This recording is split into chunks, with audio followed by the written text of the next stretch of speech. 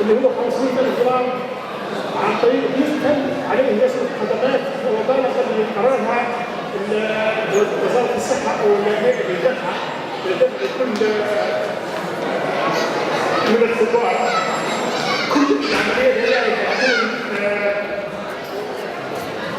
كل المصاريف هذه حتكون مدونه في سجلات، وحتكون نهايه الشهر باذن الله حتكون موجوده على صفحه الفيسبوك، فنحطوها على صفحه CLC وكذلك الجمعيه الطبيه الليبيه. الناس من الان بدات تسال عن الفلوس كيف صرفت، كيف وصلنا لهذه الاشياء.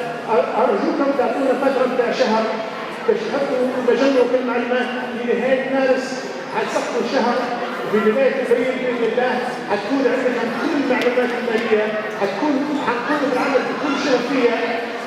عندنا امر من الحكومه الليبيه في اصدار او بعد تقرير كامل مالي لكل شهر، وحيكون كل المصاريف تتعلق بجرحى مذكوره، واي انسان يراجعها باذن الله في كل شهر حتكون موجوده وبكل الادله. وفي شركه كنديه، شركه محاسبه كنديه حتكون تراجع كل المصاريف.